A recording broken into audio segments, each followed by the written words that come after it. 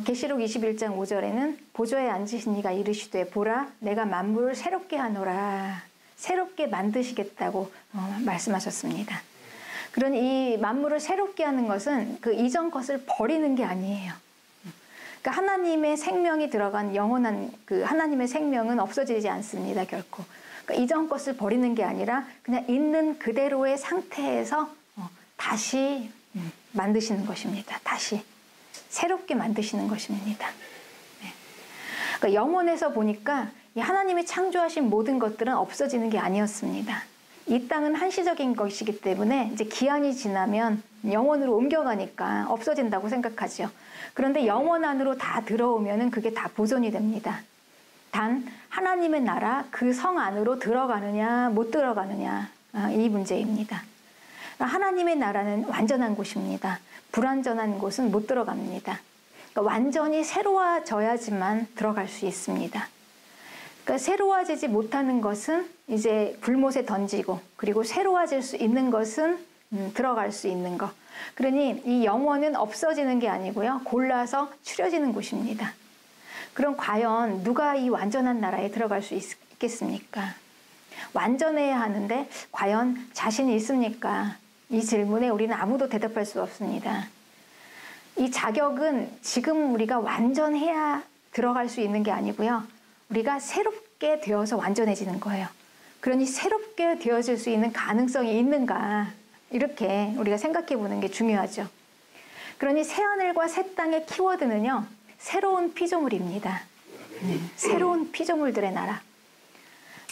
처음부터 완전한 완전체가 들어가는 게 아니라 지금 있는 그 모습에서 얼마나 완전하게 새로워질 수 있는 가능성이 있는가. 그래서 하늘과 땅들, 온 천하 만물들 그리고 사람까지 새롭게 만드십니다. 이 새로운 피조물에 대해서는요. 고린도후서 5장 17절에 그런즉 누구든지 그리스도 안에 있으면 새로운 피조물이라. 이전 것은 지나갔으니 보라 새 것이 되었도다. 이렇게 말씀하고 있습니다. 그러니 예수님 안에 들어오면 새로운 피조물이 되는 것입니다. 이 말씀은 예수님을 믿기 전과 후 그의 상태를 말할 때 쓰는 말씀입니다. 그러니 우리가 예수님을 믿기 전의 상태에서 예수님 안으로 들어왔을 때 그러니 죽음에서 생명으로 그리고 어둠에서 빛으로 그러니 이 새로워지는 것은요. 우리의 존재 이전의 영역의 변화입니다. 영역의 변화. 어디에 속해 있는 것인가? 마귀에게 속해 있나? 예수님께 속해 있나? 마귀의 종인가? 예수님의 종인가? 이 통치권을 바꾼 자들입니다. 이들의 새로운 피조물이 되어지는 것입니다. 누구를 섬길 것인가? 이 선택의 기로에서 단호히 예수님을 선택해서 이 과정을 통과한 자들입니다. 이것을 우리는 통틀어서 회개라고 합니다. 회개. 네. 그러니 이 새로운 피조물은 회개하는 자들입니다. 회개. 이 회개는요, 돌아오는 것을 얘기합니다. 이 회개에 대한 그 예수님의 말씀 중에 돌아온 그 작은 아들 이야기 있죠. 탕자. 네. 이 회개를 구체적으로 잘 설명하고 있습니다. 아버지가 기뻐서 그 아들을 맞아들일 때 이 아들은 죽었다 살아났다. 그리고 잃었다 다시 얻었다. 이렇게 말하고 있습니다. 그러니까 새로운 피조물의 시작점은요. 무로부터 시작하는 게 아니고 죽음에서부터 시작하는 것입니다. 죽음에서 생명으로 살아나온 자들. 그러면 죽음은 무엇이고 생명은 무엇일까요? 이 생명은 오직 예수님이십니다.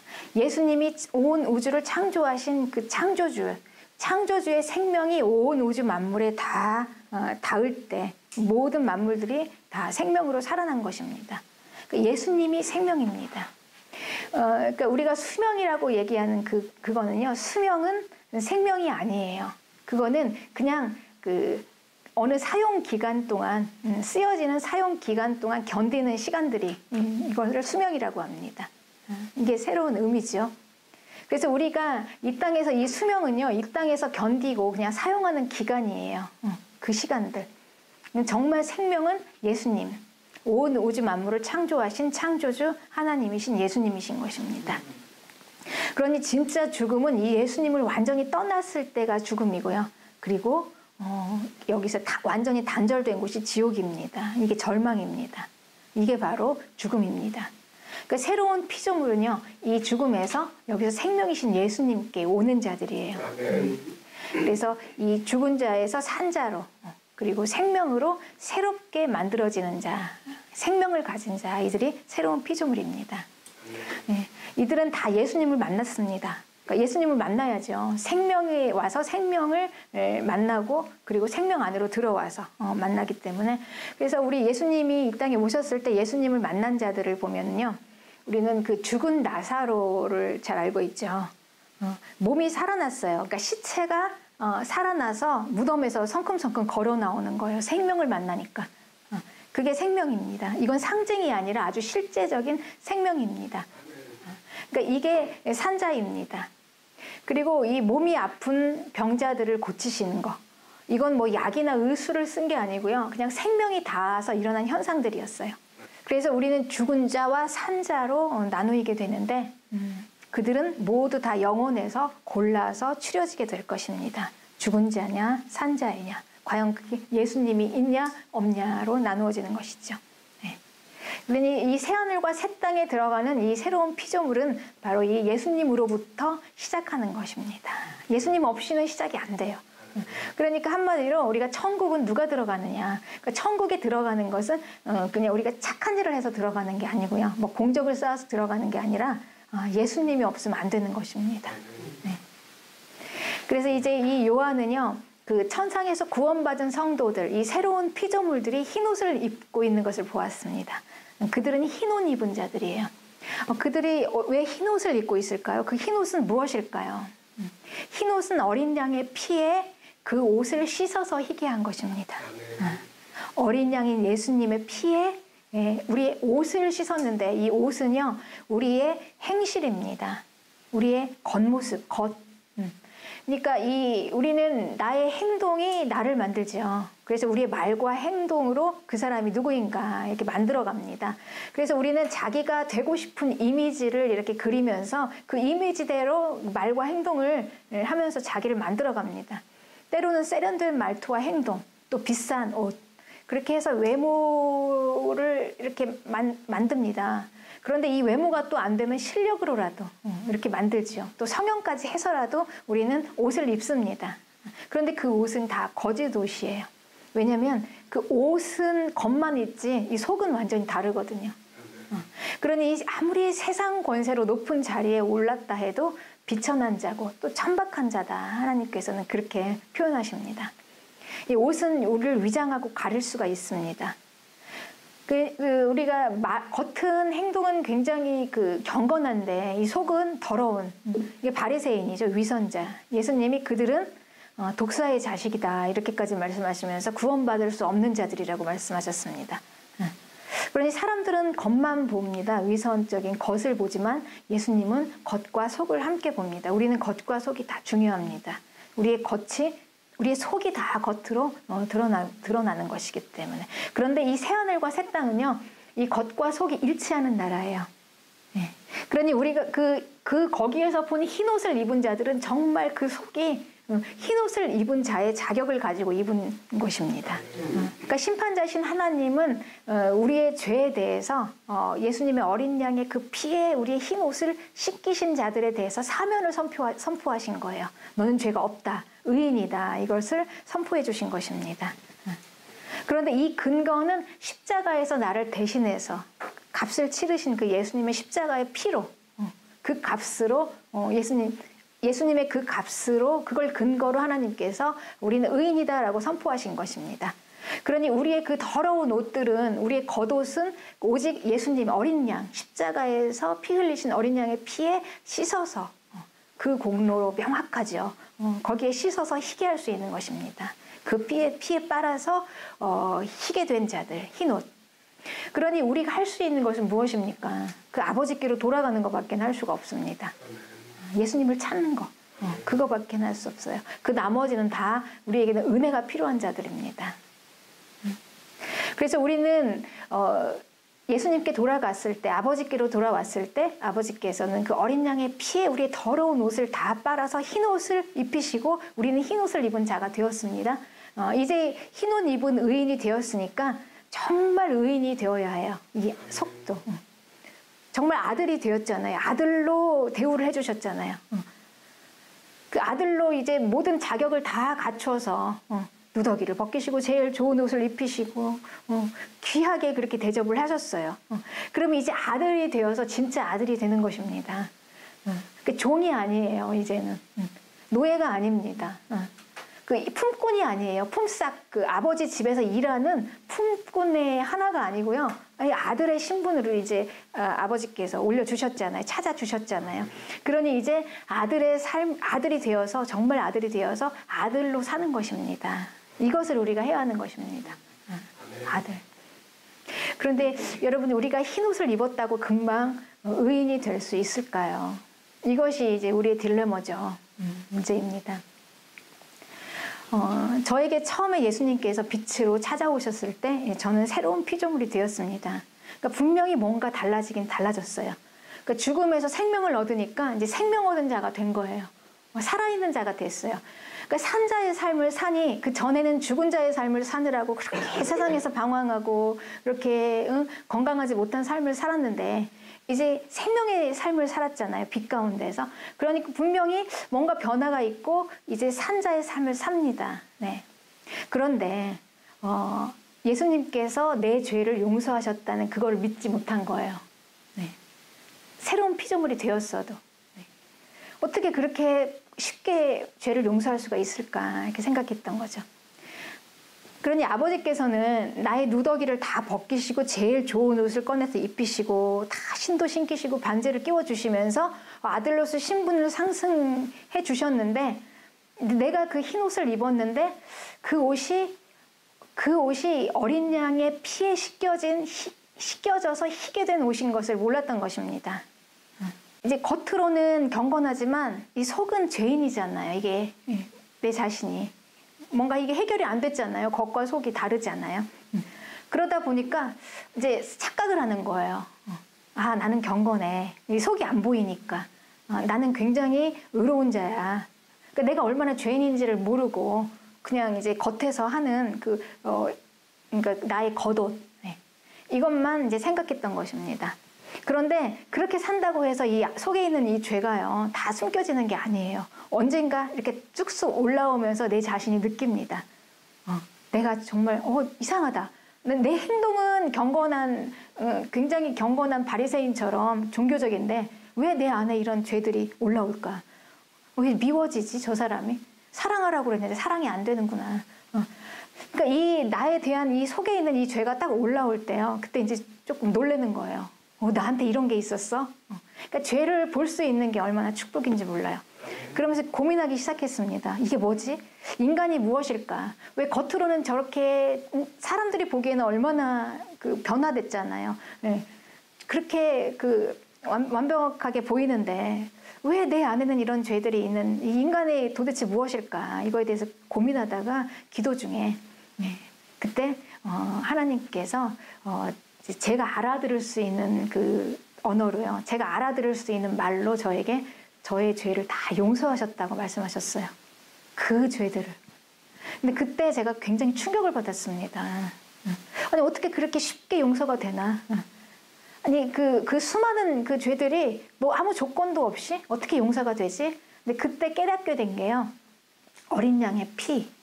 십자가에 흘리신 그 피가 그게 나를 위해서 흘려지신 피라는 것을 그때 처음 알게 된 거예요.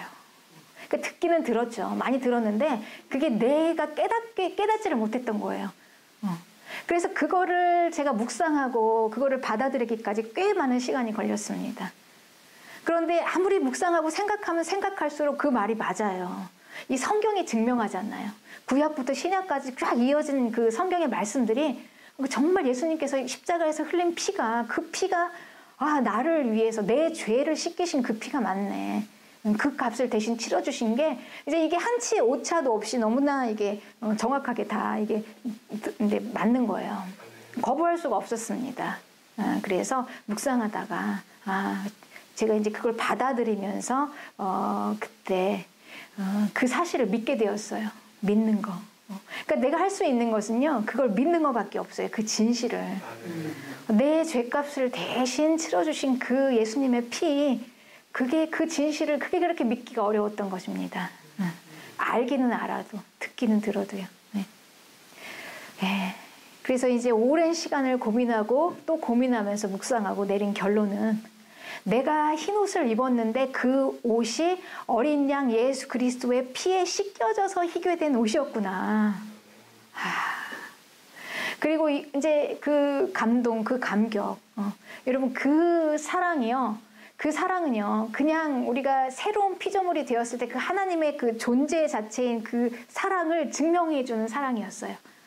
그게 무슨 사랑인가? 그냥 단순한 감정적인 사랑이 아니라 너무나 근거가 확실한 그 사랑을 증명해 주셨습니다. 그러니 그 사랑이 얼마나, 이거는 뭐 말로 할 수가 없죠. 그 사랑 앞에서는.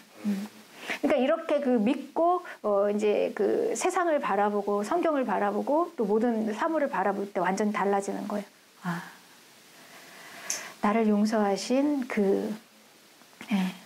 그래서 이런 과정이 필요해요. 이 과정이 없으면은요, 우리가 사람들을 용납하지 못합니다. 나는 의인이니까. 나는 이렇게 의로운데 저 사람은 저렇게 죄인이야. 그러니까 차별을 줘요. 용납할 수가 없어요. 어려운 사람이 되는 것입니다. 그런데 내가 이렇게 죄인이었어. 내 속에 불끈불끈 올라오는 그 죄를 내가 볼 수 있고 그게 가장 큰 축복이죠. 죄가 없으면 우리는 하나님과 예수님과 관계가 없는 사람이니까요. 죄가 있어야지 용서받잖아요. 그러니까 내 옷이 더러워야지 희게 빨아지잖아요. 그 피에. 내 옷이 더러워야지 그 피에 빨 때 그 옷이 하얘질 수가 있는 것입니다. 흰 옷이 될 수가 있는 것입니다. 그래서 내 죄를 이렇게 보니까 이제 누구를 함부로 판단할 수가 없어요. 다 용납이 되는 거예요. 그러니 좀 부드러운 사람이 되고요. 조금 너그러운 사람이 되고 편한 사람이 되어지는 것입니다. 솔직한 사람이 되고. 그래서 이제 이런 사랑을 깨닫고 이 사랑이 크게 이제 이제 깨달아지니까 이제 이 진실을 알았는데 어떻게 다시 그 옷을 더럽힐 수가 있겠습니까? 내가 그 피에, 그 십자가의 그 피에, 어린 양의 피에 씻긴 그 흰 옷을 입었는데 그 흰 옷을 도저히 더럽힐 수가 없는 거예요. 그래서 이제는 정말 흰 옷을 입은 자로 살아야 되겠다라는 결단과 다짐을 하게 되는 것입니다. 그래서 우리가 새로운 피조물이 되는 것입니다. 그래서 정말 아들의 삶을 살게 되는 것입니다. 이 땅의 모든 성도는 완전하지 않습니다. 이것을 인정하는 거. 서로. 그러니까 우리는 완전한 사람을 추구하는 게 아니에요. 완전한 사람을. 그러니까 완전해 보이는 위선자를 우리가 추구하는 게 아니고 그냥 부족한데 새로운 피조물을 우리는 추구하는 것입니다. 부족하지만 새로워질 수 있는 가능성이 과연 있는가, 저 사람이. 그게 중요한 거죠.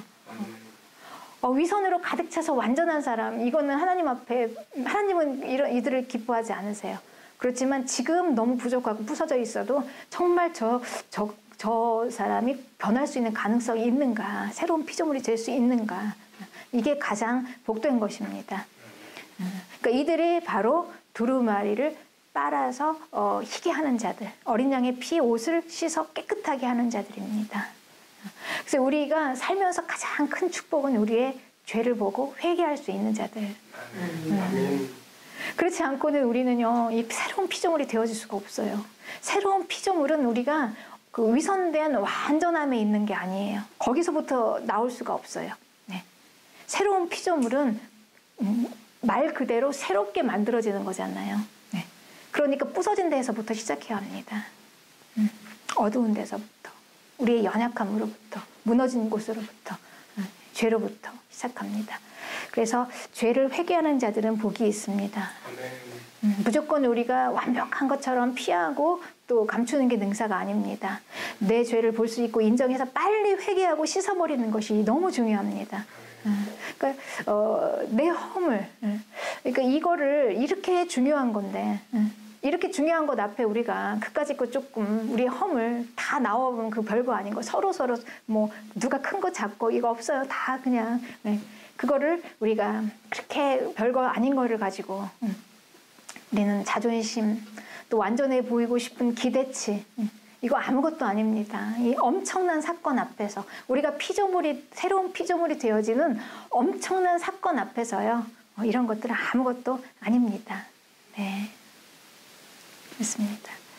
그래서 우리는 내가 먼저 용서받은 것을 알아야 남들에게 관대하게 용서해 줄 수 있습니다. 그래야 그 별것도 아닌 거 그거 못 넘어가가지고 계속 맺혀서 이렇게 있는 게 아니라 용납 못하고 막 그러면서 꽉 이렇게 풀어지지 못하는, 결박이 풀려지지 못하는 그런 어려운 사람이 되어지지 않고 나를 용서하신 그 예수님의 그 용서로 상대방을 또 관대하게 대할 때 그때 이제 우리의 모든 결박이 풀어지는 것입니다. 우리를 꽁꽁 묶고 있었던 그 결박들이 풀어지는 것입니다. 네. 근데 이제 여기에서 제외되는 자들이 있어요. 계시록 21장 27절에는 무엇이든지 속된 것, 가증한 일 또는 거짓말하는 자, 그리로 들어가지 못하고 22장 15절에는 개들, 술객들, 행음하는 자, 살인자들, 그리고 우상 숭배자들, 거짓말을 좋아하고 이간질하는 자들. 이들은 이제 여기서 제외되는데 이들은 어떤 자들이냐면요.